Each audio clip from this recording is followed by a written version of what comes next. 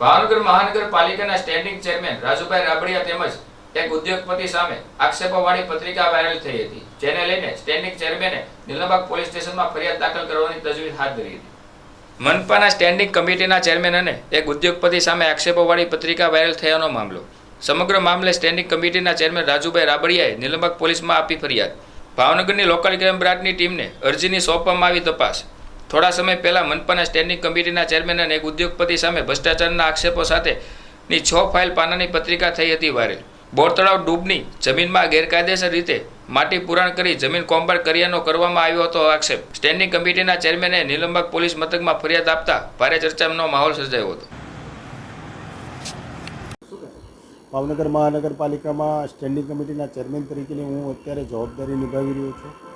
ત્યારે ભાવનગર બોર તળાવને મેં નુકસાન પહોંચાડ્યું છે અને 150 કરોડનો ભ્રષ્ટાચાર કર્યો એવા આક્ષેપ સાથે કાળુભાઈ વી સોલંકી નામના વ્યક્તિએ મારા વિરોધમાં પત્રિકા વાયરલ કરી છે, જેના કારણે મારી રાજકીય અને સામાજિક છબી ખરડવાનો પ્રયાસ કર્યો છે. મારી રાજકીય અને સામાજિક છબી ન ખરડાય અથવા જે પણ સત્ય છે હું પણ આમાં ક્યાંય સંડોવાણેલો હોઉં અથવા મારા ઉપર આક્ષેપ થયેલો છે એ બેબુનિયાદ છે, એના માટે થઈને મેં પોલીસમાં ફરિયાદ કરી છે. પોલીસ સત્ય બહાર લાવશે. પોલીસને તપાસ એક નિષ્પક્ષ રીતે તપાસ કરી અને લોકોની સામે જે પણ ઘટના છે એ સત્ય પુરવાર થાય એના માટેના પ્રયાસો સાથે પોલીસ ફરિયાદને કરવામાં આવી છે.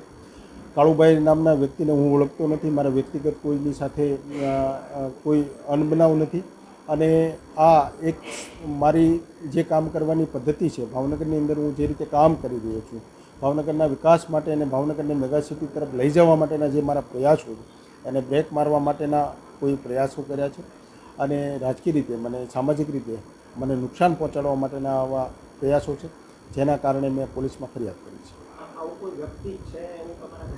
એ પોલીસના તપાસનો વિષય છે. પોલીસના તપાસ પછી સત્ય બહાર આવશે. કોઈ હશે તો પણ આવશે, નહીં હોય તો પણ પોલીસ તપાસ કરીને કહેશે આપણને. આ સમગ્ર ઘટનાની અંદર સ્ટેન્ડિંગ કમિટીના ચેરમેન તરીકેની ઉલ્લેખ કરીને મૂકવામાં આવ્યો છે. મારી મીઠી નજર હેઠે આવું થઈ રહ્યું છે. મેં ક્યારેય પણ બોર તળાવ માટે થઈને કોઈ પણ સૂચના અધિકારીઓને આપી હોય અથવા કોઈ પણ વાત મૂકી હોય અથવા કોઈ લેટર લખ્યો હોય તો એવું પણ કોઈ સામે લાવે.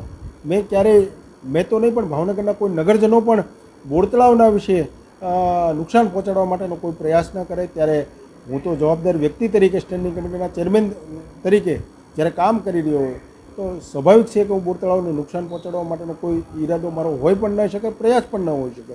અને આ બાબતે અમે જનરલ બોર્ડમાં પણ શાસક પક્ષના પ્રતિનિધિ તરીકે પણ અમે વાતને મૂકી છે કે બોર તળાવની અંદર જે પણ દબાણો હોય એ તાત્કાલિક ધોરણે દૂર કરે અને કોઈને પણ સાવરવામાં નહીં આવે. આના માટેના અમે જનરલ બોર્ડમાં પણ અમે ત્યાં વાત મૂકી છે.